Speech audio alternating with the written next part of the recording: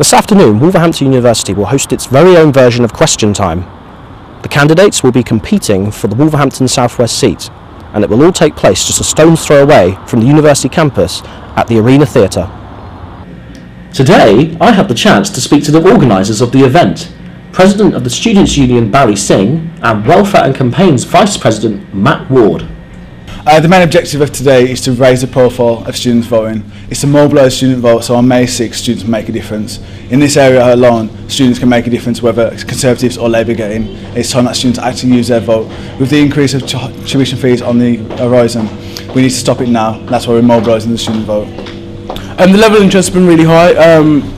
It's like a different range of students actually getting involved, speaking to us about the event and speaking to us about like the live leader debates which happen every week. I mean, if you look over to this board, went out the other day just out into the courtyard, asking people what will they use their vote for without telling us who actually they're going to vote for. On May the 6th you've got a choice to look forward to an American education system or to stop the cap being risen. Make your voice heard on May the 6th.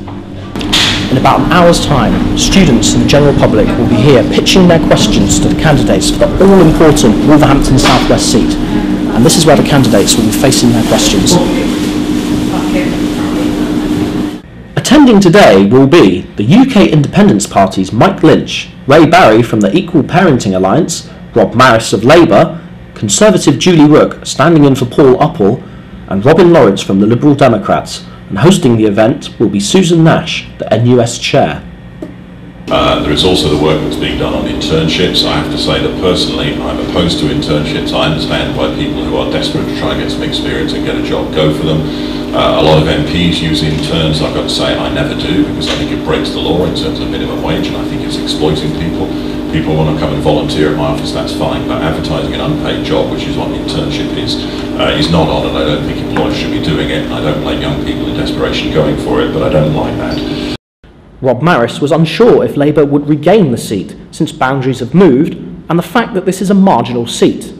He was also clearly on the defensive, rebounding any attacks made on the Labour Party.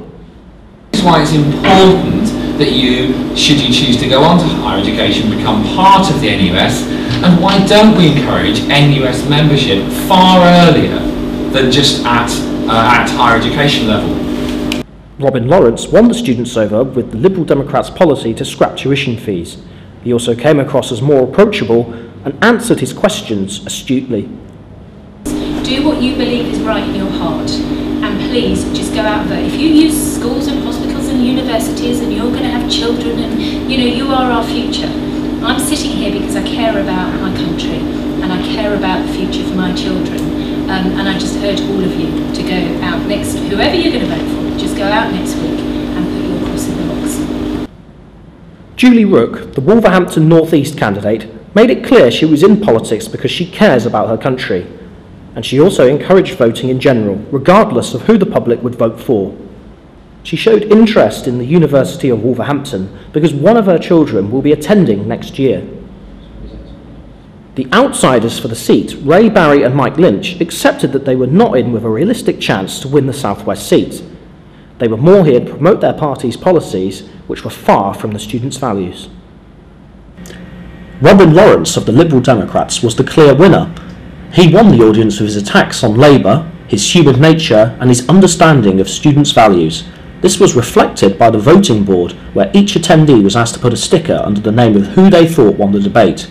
Nick Clegg has served the Liberal Democrats well in the general election debates, and it would appear that Mr Lawrence is following in his footsteps. I'm delighted to see so many students in Wolverhampton that feel so strongly that they give up an afternoon to come to talk to a group of people who'd like to represent them.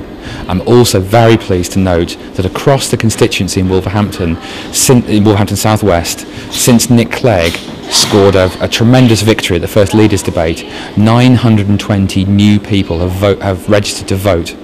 So how do you think today went, and do you think that you've possibly gained any votes or anything? I think it went very well. It's always good to engage with the electorate and listen to ideas. I didn't expect to gain any votes, and I doubt I have.